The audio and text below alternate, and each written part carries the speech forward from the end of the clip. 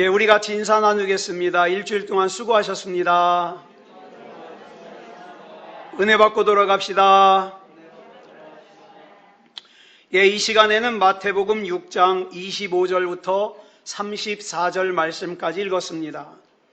나눌 말씀의 제목은 염려를 이기는 삶입니다. 염려를 이기는 삶.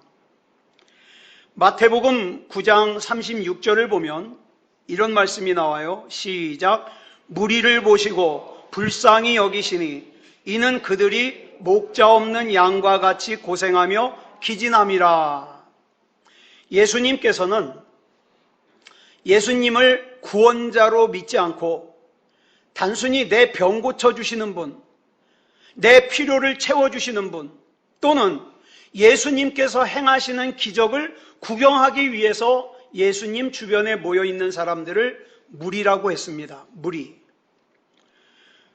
그러면서 이 무리가 목자 없는 양과 같이 고생하며 기진하고 있다 그랬어요. 여러분, 여기 나오는 기진하다라는 말을 사전을 찾아보면 극도로 쇠약해지다, 기력이 다하여 힘이 없어지다 라는 뜻입니다. 그래서 이 말씀을 새번역 성경으로 보면 이렇게 번역하고 있습니다. 줄친 것만 시작. 마치 목자 없는 양과 같이 고생에 지쳐서 기운이 빠져 있었기 때문이다. 마찬가지로 교회에는 다니지만 여전히 하나님을 목자로 신뢰하지 못하여 인생을 맡기지 못하고 돈 때문에, 건강 때문에, 사업 때문에, 사람 때문에 걱정하고 근심하느라고 잠을 못 이루는, 고민하는 사람을 우리 주님께서 뭐라 그러냐? 목자 없는 양, 이렇게 표현하고 계십니다. 그리고 이렇게 목자 없는 양 같은 무리를 보시며 우리 주님께서 불쌍히 여기셨다 그랬어요. 불쌍히 여기셨다. 여기서 불쌍히 여기다라는 단어를 영어로 우리 잘 아는 단어예요. compassion이에요. 예, 불쌍히 여기다. compassion. 이 단어는 함께라는 의미의 com과 느끼다라는 의미의 passion이 합쳐져서 만들어진 합성어예요. 그러니까 원뜻이 뭡니까? 함께 느낀다, 함께 고통스러워한다, 이런 뜻이에요. 즉 여기서 예수님께서 양을 불쌍히 여기셨다는 것은 양의 고통을 예수님 자신의 고통으로 함께 느끼셨다는 거예요. 양의 방황을 예수님 자신의 방황으로 함께 느끼셨다는 뜻이에요. 양의 눈물을 예수님 자신의 눈물로 함께 느끼셨다는 뜻이에요. 우리 부모님들이 자녀를 키울 때 자녀가 중요한 시험을 준비한다든가 또는 진학에 실패를 했다든가 사춘기에 방황을 하면서 힘들어한다든가 그러면 그런 자녀를 바라보는 우리 부모의 마음이 어때요? 같이 괴롭습니다. 같이 고통스러워요. 이게 컴패션이에요.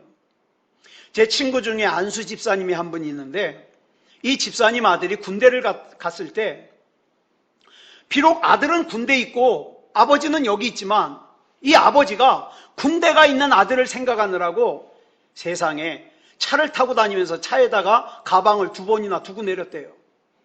예? 겉옷을 1번 두고 내렸대요. 그러니까 몸은 떨어져 있지만 온통 생각이 군대가 있는 아들에게 가 있는 거예요. 이게 컴패션이에요. 그래서 목자가 있는데도 목자를 목자로 신뢰하지 못하여 마치 목자가 없는 것처럼 양들이 방황하면, 양들이 두려워하면, 양들이 슬퍼하면, 양들이 좌절하면 목자 대신 하나님께서 아파하신다. 이걸 한마디로 뭐라 그래요? 불쌍히 여기시니, 이렇게 표현하고 있는 거예요. 오늘날 저와 여러분은 염려와 걱정이 충만한 인생을 살고 있습니다.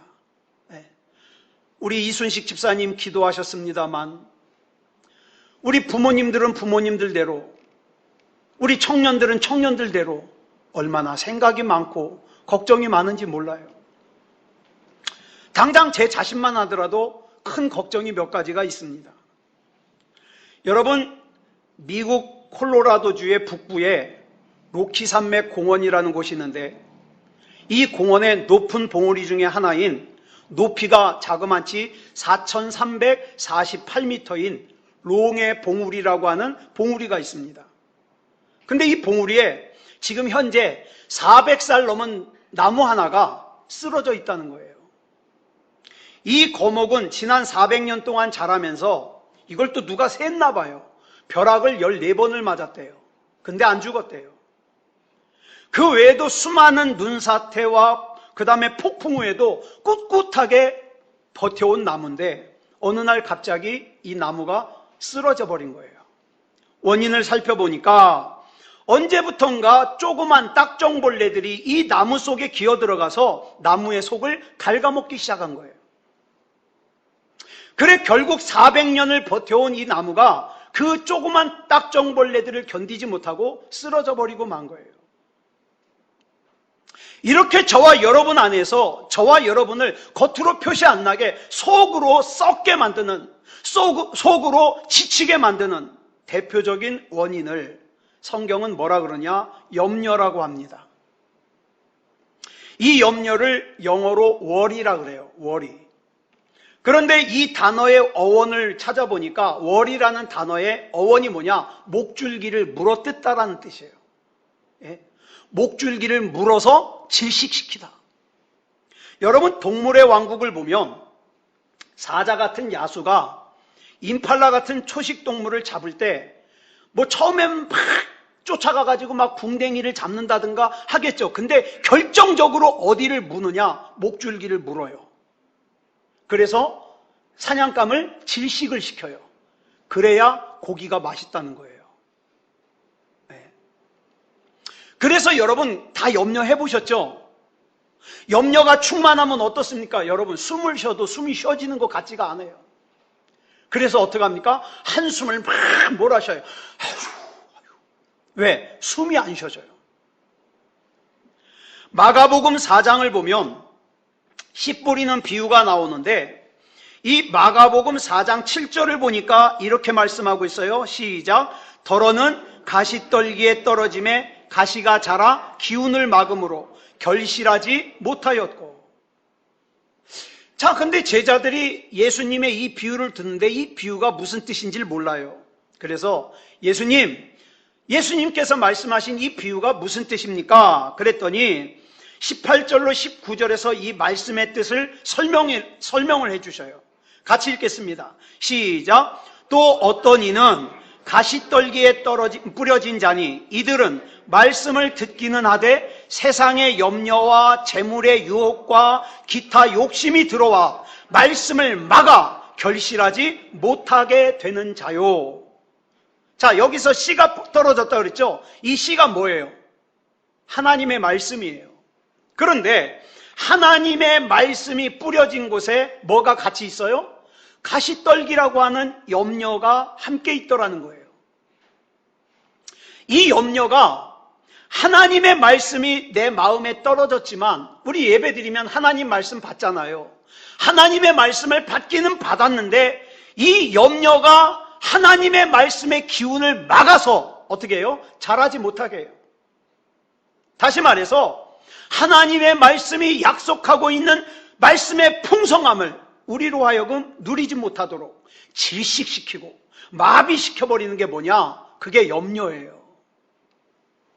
우리를 향한 마귀의 공격이 여러 가지가 있습니다. 여러분 지난 한 주간 동안 사시면서 아마 다양한 마귀의 공격을 받으셨을 겁니다. 때로는 마귀가 어떻게 공격하냐? 핍박을 합니다. 너 이래도 성경 볼래? 너 이래도 예배 갈래? 때로는 고난으로 공격합니다. 내가 이렇게 힘든데 예배가 무슨 소용이 있어? 고난. 때로는 유혹이 있습니다. 세상에 더 재밌는 게 많을 것 같아. 유혹. 그런데 여러분 보세요. 저와 여러분이 웬만큼 신앙생활 했으면 이런 것들이 마귀가 우리를 공격하는 거라는 걸 알아요. 근데 단지 차이는 뭡니까? 마귀가 우리를 공격하는 걸 알면서 안 하는 사람이 있고 아니까 고치는 사람이 있고 그 차이예요. 그런데 이게 마귀의 공격인지 아닌지 잘 분간이 안 되는 상태에서 우리 삶을 치명적으로 공격하는 게 있어요. 그게 뭐냐? 염려입니다. 여러분, 우리가 겉으로 몽둥이로 어디 몸을 맞으면요, 멍이 들든가 피가 나든가 하죠. 표시가 나요. 몽둥이로 많이 맞으면 우리는 뭐라 그래요? 저 사람 중태야, 중상이야. 그래요. 왜? 겉으로 표시가 나니까. 그런데 숨을 못 쉬는 질식은 그렇질 않아요. 겉으로 표시가 나질 않아요. 그러니까 질식은 어떤 상태가 돼야 질식했구나 알 수 있어요? 기절을 하던가 죽든가 그래야 질식했다는 걸 알아요. 그래서 악한 마귀는 염려로, 여러분 잘 들으세요. 염려로 사람들을 갖다가 우울증에 걸리기도 하고 공황장애가 오게도 해요. 그래서 어떤 분이 말하기를 염려는 가장 조용한 암살자다 이렇게 표현하기도 합니다. 이렇게 염려에 우리가 약하다는 것을 잘 아시는 예수님께서 오늘 본문에서 염려하지 말 것을 우리에게 말씀해 주셔요. 방금 읽었던 이 짧은 본문 가운데 제가 세봤어요. 염려라는 단어가 몇 번 나오나? 6번 나와요. 그런데 우리 솔직히 우리끼리니까 아니 내가 염려로부터 자유할 수 없으니까 내가 염려하는 거지. 염려하는 게 좋아서, 염려하는 게 취미라서, 나는 염려하면 참 행복해.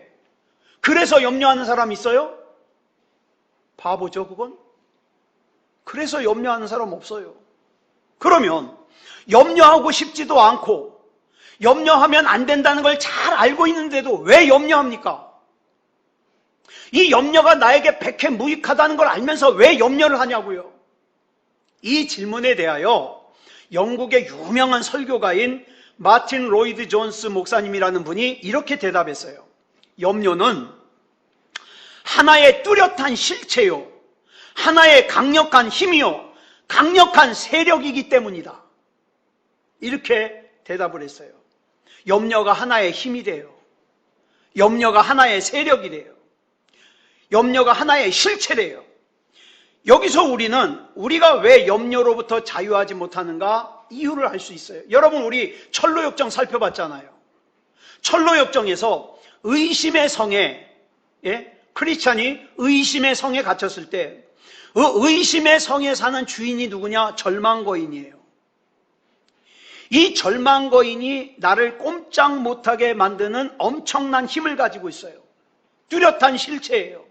하나의 강력한 힘이에요. 강력한 세력이에요. 그래서 그 세력 앞에서 내가 좌절하는 거예요. 낙심하는 거예요. 절망하는 거예요. 여러분 이 염려라는 단어를 갖다가 분석을 해보면 이 염려라는 단어의 원래 뜻이 뭔지 아세요? 마음을 쪼갠다는 뜻이에요. 이게 염려예요. 마음을 쪼갠다. 그리고 이 쪼개진 마음을 야고보서 1장 6절로 8절을 보니까 이렇게 표현하고 있어요. 이제 쪼개진 마음을 설명하는 거예요. 시작. 오직 믿음으로 구하고 조금도 의심하지 말라. 의심하는 자는 마치 바람에 밀려 요동하는 바다 물결 같으니 이런 사람은 무엇이든지 주께 얻기를 생각하지 말라. 두 마음을 품어 모든 일에 정함이 없는 자로다. 아멘. 여기 보니까 쪼개진 마음을 뭐라고 설명했느냐? 두 마음을 품는 거. 두 마음. 이렇게 두 마음을 가진 사람을 또 뭐라고 설명했느냐? 의심하는 사람. 즉 염려란 하나님을 향한 절대적인 신뢰의 마음이 갈라지는 거예요. 안 되면 어떡하지? 하나님이 나 책임 못 지면 어떡하지? 갈라지는 거예요. 이게 염려예요.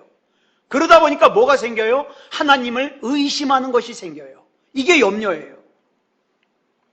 또 본문 23절을 보면 갈라지는 거에 대해서 이렇게 설명하고 있습니다. 시작. 눈이 나쁘면 온몸이 어두울 것이니 그러므로 내게 있는 빛이 어두우면 그 어두움이 얼마나 더하겠느냐.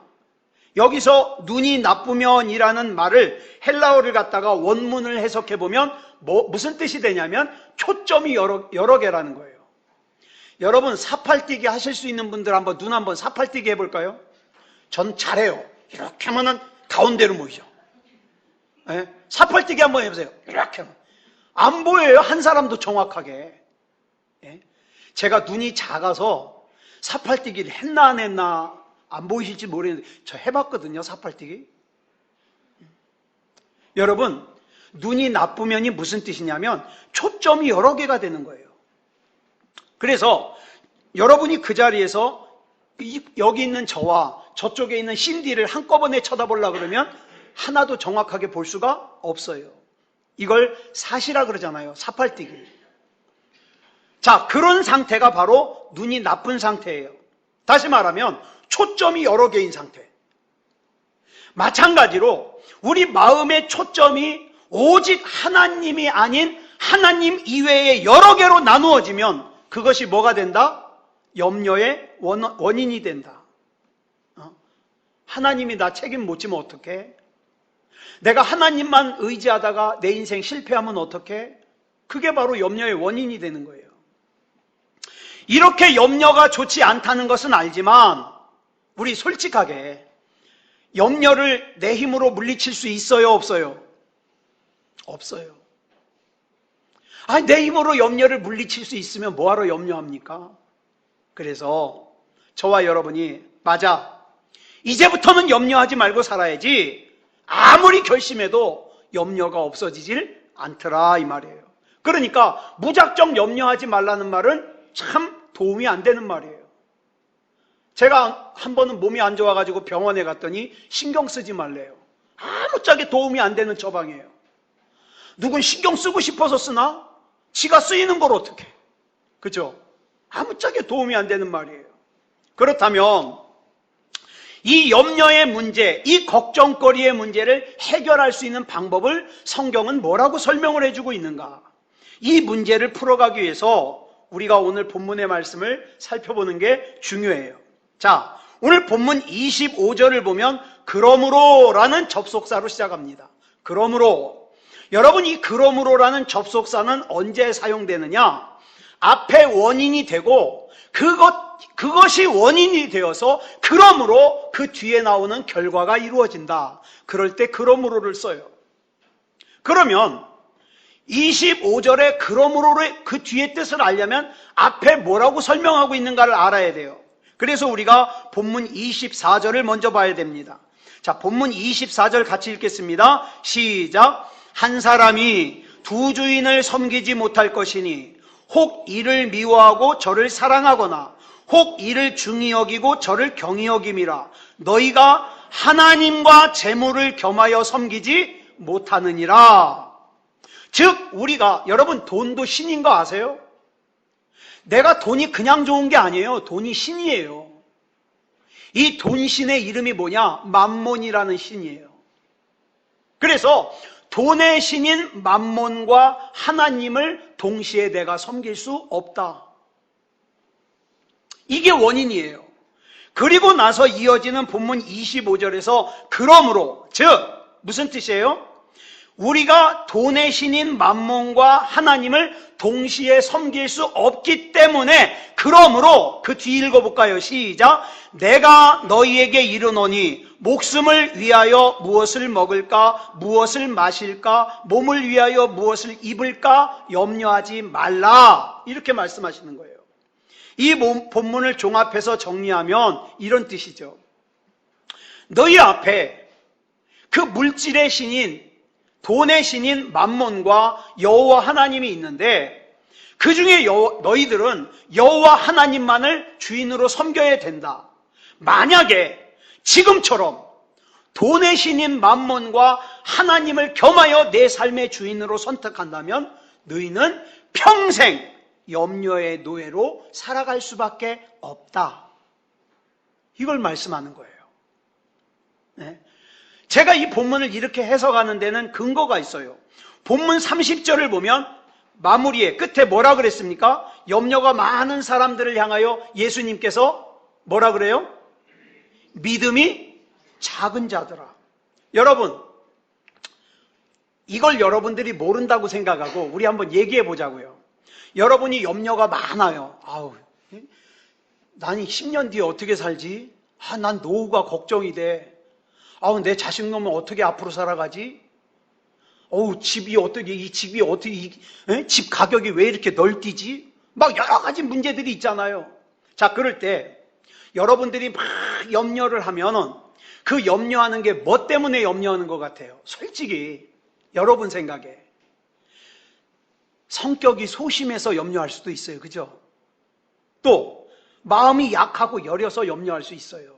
그러면 예수님께서 염려하는 사람들을 향하여 뭐라고 해야 마땅해요? 이 소심한 자들아, 또는 이 마음이 약하고 여린 자들아, 이렇게 책망하셔야 되는데 도대체 염려와 믿음이 무슨 상관이 있길래 내가 염려한다 그래서 예수님께서 이 믿음이 없는 자들아 이렇게 책망하실까? 이 상관관계를 분명하게 알아야 돼요. 즉 예수님께서는 우리가 믿음이 없거나 믿음이 적을 때 염려의 노예가 된다는 것을 알고 계세요. 알고 계세요. 지금 예수님께서는 이 염려의 문제를 뭐로 보시는 거예요? 믿음의 문제로 보시는 거예요. 믿음이 없어서 삶 가운데서 하나님을 나의 하나뿐인 주인으로 선택하지 못하고 돈도 바라보고 또 사람도 바라보고 그러다 보니까 염려 가운데 휩싸여 있구나. 이걸 말씀하시는 거죠. 물론 믿음이 있다 하더라도 우리가 이 세상 사는 동안에 염려로부터 100% 자유할 수 있어요? 없어요? 없어요. 나 지금 큰 걱정 몇 가지가 있다니까요. 그러나 비록 우리가 100% 염려로부터 자유할 수는 없다고 할지라도 적어도 매 순간순간마다 나를 공격해오는 그 염려라는 환경 가운데 짓눌리지 아니하고 염려가 나를 찾아올 때 그걸 그대로 찾아오도록 방치해 놓지 아니하고 예수 그리스도 이름으로 염려가 생길 때마다 염려를 제거하려고 하는 영적 싸움이 내 속에 있어야 그 사람이 믿음이 있는 사람이다. 이렇게 말씀하고 있는 거예요. 그러면 염려를 이겨낼 수 있는 믿음이라는 것이 도대체 어떤 믿음인가? 그 믿음은 여러분 진리는 단순해요. 또 진리는 간단해요. 또 진리는 당연해요. 이 답도 당연해요. 염려를 이길 수 있는 믿음은 어떤 믿음인가? 하나님만을 절대적으로 신뢰하고 의지하는 것을 말해요.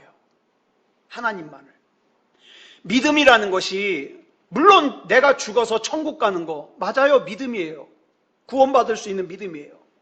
그런 구원의 확신을 말하기도 하지만 오늘날 재물의 신인, 돈의 신인, 만몬 신을 더 이상 우리 삶의 환경이 어때요? 그 만몬 신을 따르지 않고는 이 세상을 살기가 참 힘들어요. 왜? 모든 게 다 돈인 걸 뭐. 나도 돈 걱정하지 않고 참 마음 편하게 하나님 섬겼으면 나도 좋겠다. 근데 세상이 그렇게 내버려두지 않는 거를 어떻게 하냐 이 말이죠. 자, 그래서 어떡합니까?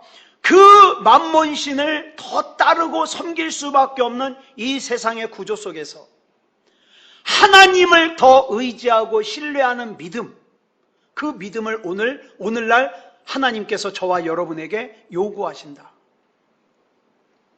그래서 본문 31절로 32절을 보면 예수님께서 이렇게 말씀하셔요. 시작. 그러므로 염려하여 이르기를 무엇을 먹을까, 무엇을 마실까, 무엇을 입을까 하지 말라. 이는 다 이방인들이 구하는 것이라. 이방인들이 구하는 것이라. 여기서 말하는 이방인이라는 존재는요, 하나님을 모르는 사람들을 가리켜요. 이렇게 이방인은 하나님을 모르다 보니까 하나님께 불순종하고 예배를 가 말어 그 자기가 결정하고 기도를 해 말어 그것도 자기가 결정하고 기도를 한다고 무슨 수가 있어? 그러면서 기도도 안 하고 하나님과 무관하게 살아가는 사람들은 다 이방인이에요. 교회 다니는 이방인들이 있어요. 하나님을 믿지 못하니까. 이 이방인들은 하나님을 의지하는 대신에 자기 힘을 의지해요. 나 통장에 돈이 한 몇 억 있어. 그러니까 나 굳이 하나님 안 찾아도 돼. 정신 나간 소리 하고 있어요. 자기의 경험, 자기의 실력, 자기의 주목을 믿어요. 아마도 우리 주변에서 그런 사람들 많이 찾아볼 수 있을 겁니다. 그러다 보니까 이런 사람들은 어려움이 오잖아요. 위기가 오잖아요. 그러면 뭘로 이겨야 돼요? 자기 힘으로 이겨야 돼요. 그래서 정말 하나님이 안 믿어지는 사람들은 불쌍한 사람들이에요. 왜? 겉으로는 자신만만할지 모르지만, 겉으로는 큰소리 뻥뻥 칠지 모르지만, 겉으로는 웃지만, 한편으로 보면 환경에 짓눌려 있는데 방법이 없어요. 방법이. 부를 이름이 없어요. 그러나 우리는 그들과는 다른 존재예요. 우리는 처음부터 하나님 앞에 나는 연약한 존재라는 걸 다 내려놨잖아요. 하나님, 나 약해요. 하나님, 나 할 줄 아는 거 없어요. 나 할 줄 없는 사람인데, 할 줄 아는 게 없는 사람인데, 그런 나 목사시켰으니까 누가 책임져야 돼요? 아, 목사시킨 하나님이 책임져야죠. 아까도 일찍 오신 분하고 잠깐 얘기했지만, 저는 지금까지 살면서 죽을 뻔한 적이 3번이나 있었어요. 예? 산사태로 깔리고 버스가 뒹굴고, 그 다음에 막 경기를 너무 심하게 해가지고 호흡이 끊어지고. 그런데 그런 사람을 살려가지고 목사까지 만들어 놨으니까 이제 누가 책임져야 돼요? 그런 부족한 사람 목사 만들어서 세워놓은 하나님이 책임져야 될 거 아니에요. 그러니까 나는 내 할 수 있는 데까지만 하면 돼요. 왜? 누가 그렇게 만들으래? 만약에 제 얼굴을 장동건 같이 만들어 놨으면 젊은 여자애들이라도 많이 올 거 아니에요. 아, 이렇게 만들어 놓고 이런 실력 주셨으니까 누구 책임? 하나님 책임. 그러니까 우리는 하나님 앞에 그냥 내 연약함을 다 고백했어요. 그리고 우리는 내 힘만으로 살 수 없다는 걸 인정했어요. 하나님이 아니면 안 된다는 거 인정했어요. 그래서 우리는 하나님을 아버지로, 주인으로 모시고 살기로 작정한 사람들이에요. 그런데 어떻게 하나님을 내 아버지로 모시고 살기로 작정한 사람이 하나님 안 믿는 사람하고 똑같이 살아요? 그렇게 살 수 없잖아요. 그러면서 자기는 하나님 앞에 특별한 복을 원해요. 특별한 응답을 원해요. 있을 수 없는 거죠. 베드로전서 5장 7절을 보면 이렇게 말씀하고 있어요. 시작. 너희 염려를 다 주께 맡기라. 이는 그가 너희를 돌보심이라. 여기서 돌보신다는 말씀을 갖다가 영어로 이렇게 번역하고 있어요. Because he cares for you. care라는 단어가 들어있어요. 여러분, 이 care라는 단어는요, 어떨 때 사용하느냐? 하나님이 우리를 돌보시는데 이런 거예요. 뭘 할 수 없는 갓난아이를 엄마가 정성을 다해서 돌보는 거. 이게 케어예요. 하나님께서 우리를 이렇게 돌보신다 이 말이에요. 그런데 하나님께서 이렇게 돌보시는 내가 하나님 없이 사는 사람들하고 똑같이 고민하면 된다 안 된다? 안 된다. 안 된다. 예를 들어서 부모 없는 고아아이가 쭈그리고 앉아가지고 걱정해요. 아, 내일 또 먹을 것이 있을까? 아, 또 올겨울에 입을 옷이 있을까? 걱정하고 있어요. 근데 그 바로 옆에 내 자식이 쭈그리고 앉아가지고 아, 나도 내일 먹을 게 있을까? 아, 나도 내일 입을 옷이 있을까? 같이 걱정하고 있으면 참 부모님 행복하죠? 우리 애는 참 성숙해. 우리 애는 참 생각이 깊어. 그러겠어요? 등판을 한테 세리면서 야! 쓸데없는 걱정하지 말고 들어가! 그러겠죠. 답답해요. 염려하고 있는 우리를 바라보는 하나님의 마음이 그렇다 이 말이에요. 여러분들이 만약에 하나님을 안 믿으면 괜찮아요. 하나님도 걱정 안 해요. 속 안 상해요. 왜? 안 믿는 놈이 걱정하니까. 근데 하나님을 믿는 사람이, 하나님을 자기의 주인으로 섬기는 사람이 이방 사람들과 똑같이 걱정한다면 하나님 답답해요. 화나요. 그래서 이 염려의 반대말을 뭐라고 할 수 있느냐? 하나님에 대한 신뢰라고 할 수 있어요. 하나님을 신뢰하지 않는 사람은 그만큼 염려가 커져요. 본문 26절을 보면 주님께서 이렇게 말씀하십니다. 시작. 공중의 새를 보라. 심지도 않고 거두지도 않고 창고에 모아들이지도 아니하되 너희 하늘 아버지께서 기르시나니 너희는 이것들보다 귀하지 아니하냐. 이것들이 뭐예요? 공중의 새보다. 우리에게 이런 자존감이 있냐 이 말이에요. 그까짓 것 물질이 지금 좀 없다고, 그까짓 것 환경이 좀 어려워졌다고, 몸이 좀 아프다고, 사람이 나를 좀 떠났다고 너무 나를 초라하게 생각하지 말라 이 말이에요. 주님, 나를 구원하시고 여기까지 인도하신 주님께서 나를 끝까지 책임지실 걸 믿습니다. 그리고 염려 털고 가자고요. 하나님께서 나를 어떻게 사랑하시고 계시는지를 안다면 우리가 이런 하찮은 것 가지고 평가될 존재가 아니라는 거예요. 또한 본문 28절로 30절을 보면 이렇게 말씀하십니다. 시작. 또 너희가 어찌 의복을 위하여 염려하느냐. 들의 백합화가 어떻게 자라는가 생각하여 보라. 수고도 아니하고 길쌈도 아니하느니라. 그러나 내가 너희에게 말하노니 솔로몬의 모든 영광으로도 입은 것이 이 꽃 하나만 같지 못하였느니라. 오늘 있다가 내일 아궁이에 던져지는 들풀도 하나님이 이렇게 입히시거든 하물며 너희일까 보냐. 믿음이 작은 자들아. 이 말씀이 중요해요. 하물며 너희일까 보냐. 너 나 믿는다며. 너 내가 너의 주님이라며. 내가 너 책임진다며. 근데 왜 새가 하는 걱정을 네가 해? 들풀이 하는 걱정을 네가 해? 그 말씀이에요. 여러분, 저와 여러분이 살면서 긍지를 가져야 되는 이유가 바로 여기 있습니다. 내가 그다지 잘생긴 거 아닌 거 나도 알아요. 내가 그다지 유능하지 못한 거 나도 알아요. 내가 그다지 성격이 남들보다 탁월하게 좋지 않은 것도 나도 알아요. 그런데 중요한 게 있어요. 그런 나를 하나님께서 귀하게 보신다는 거예요. 어느 정도로? 독생자 예수 그리스도를 십자가에 내주실 정도로. 그렇죠? 여러분, 여러분의 미래가 걱정되십니까? 자, 그럴 때마다 로마서 8장 32절을 갖다가 묵상하자고요. 무슨 말씀인가? 같이 읽겠습니다. 시작. 자기 아들을 아끼지 아니하시고 우리 모든 사람을 위하여 내주신 이가 어찌 그 아들과 함께 모든 것을 우리에게 주시지 아니하겠느냐. 아멘. 하나님께서 나를 위해서 독생자 예수 그리스도까지 주셨는데 그까짓 거 내게 필요하다면 뭔들 안 주시겠는가? 이런 믿음과 배짱이 저와 여러분에게 필요합니다. 우리가 이 세상을 평안하게 사는 방법이 있습니다. 그 방법이 뭐냐? 내가 하나님의 끊임없는 돌봄의 대상이라는 것을 신뢰하는 거예요. 믿는 거예요. 하나님께서는 하나님의 자녀들을 눈동자같이 돌보신다 그랬어요. 하나님, 내가 그 말씀 믿습니다.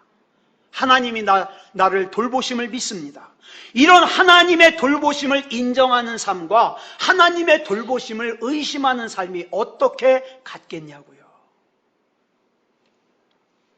하나님께서 나를 돌보고 계신다는 걸 인정하고 신뢰하면서 사는 사람은 평안하게 삽니다. 하나님께서 나를 만들어만 놓고 방치하신다고 의심하는 사람, 하나님을 신뢰하지 않는 사람은 참 고단하고 불안한 인생을 살아요. 무엇보다도 결정적으로 중요한 말씀이 본문 32절에 나옵니다. 시작. 너희 하늘 아버지께서 이 모든 것이 너희에게 있어야 할 줄을 아시느니라. 내가 믿는 하나님, 내가 의지하는 하나님께서는 내게 필요한 것이 뭔지, 내게 유익한 것이 뭔지 나보다 더 잘 아셔요. 내가 이런 하나님의 보호를 받는 존귀한 하나님의 자녀라는 것을 확신할 때 나를 둘러싸는 염려를 벗어날 수 있습니다. 여러분, 사람은요, 살면서 누군가의 영향을 받으면서 살 수밖에 없어요. 우리 결혼하신 분도 있고 결혼할 사람도 있는데 결혼이 왜 중요합니까? 저는 참 제가 생각해도 정리를 못하는 사람이에요. 근데 권수현 씨 만나서 조금 정리를 해요. 닮아가더라고요. 결혼이 왜 중요하냐? 배우자를 닮아가요. 천박한 배우자를 만나면 내 생각의 중심이 그 천박한 배우자를 닮아갑니다. 고상한 배우자를 만나면 내 생각의 중심이 그 고상한 배우자를 닮아가요. 믿음이 좋은 배우자를 만나면 내 믿음도 성장해서 배우자를 닮아갑니다. 믿음이 없는 배우자를 만나면 있는 믿음까지 까먹어버립니다. 그래서 결혼이 중요한 거예요. 하물며 내가 세상과 짝하여 살아간다면 세상의 영향을 받을 수밖에 없지 않겠습니까? 그렇다면 내가 하나님의 영향을 받는다는 게 뭐예요? 내가 하나님의 영향을 받는다는 거. 예전에는 돈을 많이 버는 것이 내 목표였고 세상에서 편하게 사는 것이 내 목표였다면 하나님의 영향을 받고 나면 어떻게 변하느냐? 나의 시선과 나의 마음의 중심이 하나님께로 올려지는 거예요. 온통 관심이 하나님이에요. 그러므로 지금 저와 여러분은 내 신앙의 중심축이 어디 있는가를 살펴봐야 됩니다. 이 신앙의 중심축이 하나님께 있어서 하나님을 나의 목자로 신뢰하면서 사는 사람은 이런 찬송을 불러요. 우리 반주 없이 3절만 같이 찬송하겠습니다. 시작. 높은 산이 거친 들이 조막이나 궁궐이나